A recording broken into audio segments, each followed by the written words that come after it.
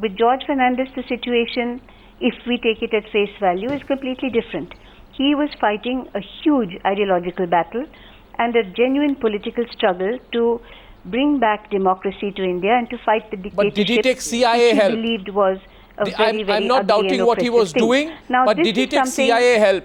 And coming from them, Ms. Jaitley, it can be argued that George Fernandez's strong opposition to the United States, as some people are saying now, came out of the fact that the Americans did not help him during the emergency. It did not come out of any ideological pre-inclinations he had. No. This is pure speculation on behalf of the media 35 years later, which I think is ridiculous. I will say that I absolutely have no right to speak about whether he met the CIA or not, because I hadn't even met him at that point, and we were not political colleagues. In the 30 years I have worked very closely with him, he has never once mentioned this to me as a fact at all, or even as a possibility. He has in fact used to make public jokes and private jokes, saying that Indira Gandhi used to love to call him a CIA agent and a KGB agent and any sort of agent when it annoyed them. His antipathy to the US was only on economic policy. And when he came into government, he asked Coca-Cola and IBM to follow Indian rules. They didn't. If they had, he would have had no reason to throw them out. But the fact that he did it with the view that everybody must conform to Indian rules, and two, it would give an opportunity for Indian businesses to flourish. He has always seen it from that nationalistic angle. At the time that all this happened, his family in fact was in the United States. He has always maintained good relationships, and I don't think there has ever been any anti-imperialistic, anti-US attitudes in him. He's not a person to hold grudges even with his worst political opponents, and it would be foolish to look into this and try to say that extremely rudely, extremely importantly. That's precisely what I'm saying, because they did not follow the rules of the day. Well, taking CIA help would also be not It was not a whim. He was not a whimsical person who was a dictator who could do anything he felt like. About the fear of the foreign hand that a lot of people thought was political humbug, but looks like it could have been true. I'm not saying it is. But I disagree. I disagree with the way. I don't think somebody you attributed a motive to how Mr. Rajiv Gandhi could have been involved. Let Jaya Jaitley respond to you. Jaya Jaitley, please, responding. Listen to her. Yeah, Jaya Jaitley. What exactly is he asking me? I didn't catch it. He seems to indicate that this is the foreign hand that Indira Gandhi referred to, which in his words was described as humbug. I don't know who used the word humbug at that point of time. Something similar. Yeah. And he says today that the WikiLeaks cables... Indira Gandhi used the foreign hand at all times for all kinds of things. She even, pointed to dark clouds of Pakistan when she was campaigning for elections in Kashmir. So she had all kinds of foreign hands which came to her rescue whenever she wanted. But what I am actually saying is that George Fernandez very openly called upon his friends among socialists and democracy-loving leaders all over the world to pressurize India to get away from its dictatorship. Olaf Palme, Willy Brandt, all these people in fact took personal interest and pressurized Indira Gandhi to such an extent that she, who would have probably ordered him being shot and killed when he was arrested, actually had to show the public that he was alive and that he was going through the processes of law. Mitra. So let's not worry about foreign hand. Today the foreign hand is in every pocket in India practically. Which is nothing to be proud of. In fact, we deeply regret it, that the foreign hand hasn't been brushed aside either as a conspiracy or reality. Chandan Mitra, I would like your response to the point made here by Sanjay Jha, where he says that don't forget that in this period, 74 to 76, that these wiki cables are talking about, Rajiv Gandhi was not in public life. One of the arguments which has been put forth by Sanjay Jha is Rajiv Gandhi was not even a politician. So what influence could he have in the circles that determine a huge fighter deal? Look, I'm not making any imputations, but not being in public life does not prevent anybody from being a middleman. See, it does not prevent. I mean, there's a general statement, generic statement, that not only people in public life have to be middlemen. Middlemen don't have to be in public life.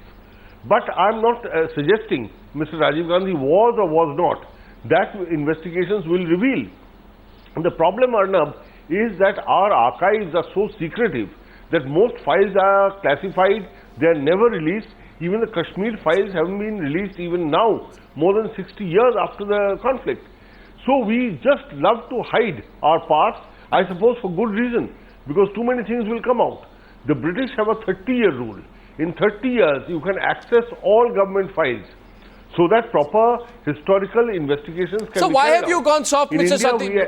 Chandan Mitra? Why have you gone soft? You as in the BJP, I remember the last time Wiki Cables came out in the same publication, there were Parliament was held up for it. Sir, you're a member of Parliament. You remember Parliament was held up for it when it spoke about certain Congress leaders and their proximity and things they did. You were very, very aggressive. I'm sorry, Chandan Mitra, you appear to have gone a little careful today. Those were much more authentic. Now I'm being careful because those were much more authentic. They kind of gave. How do you determine their authenticity? How are they authentic and how is this not authentic? No, they were. I'm saying they had many more factual information on this subject. Well, this has a lot of factual information. Both it is too very, very general, and in the absence of any concrete proof, I can only say that if this is true, or is the BJP the trend in the Gandhi family, and it also Arnab, it shows where Bofors comes from. No, one second. One second. Chandan Mitra, I'll ask you a direct question, please. There is a general feeling that it's all right to keep attacking as long as the other Congress leaders, but there's an understanding that you don't question Vajpayee's family, we will not question the Gandhi family, and we won't go family versus family, and therefore we'll soften our blow when required. Am I right or wrong? Am I right or wrong? The family should not be questioned unless they impinge on public policy.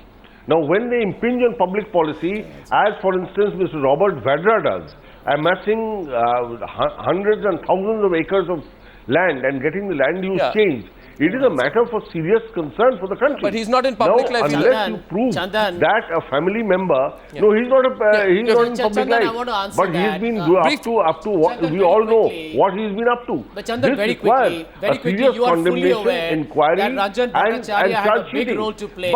In the NHAI, the National Highway Authorities, allegations or concrete proof of involvement, I would not want to kind of go hammer and tongs that just because WikiLeaks has mentioned Rajiv Gandhi, that he was a dalal. But I'm sure. Could I say something here? No, watch. Let Jaya Jaitley come in. She wants to say something. I'm coming back to Jaya Jaitley. Yes, please. Well, what I want to say is in both these cases, actually it is American perception as conveyed in Kissinger's papers. So it's a very hearsay upon hearsay. If you look at all these things legally, which any of this, if pursued seriously, would have to be, then these are only pure hearsay. But it's also perception. There are also, I think, names which are unheard of mentioned. So it is a little pathetic to take it too seriously.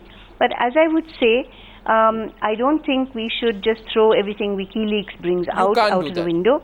It's a part of our history. We should analyze it, and we should try to examine, and as Chandan says very rightly, we must bring out our own papers. We must be capable and confident of facing our own histories and see what exactly has happened. The point is well taken, and I only want to say this, Sanjay, I'm short of time. Time does not.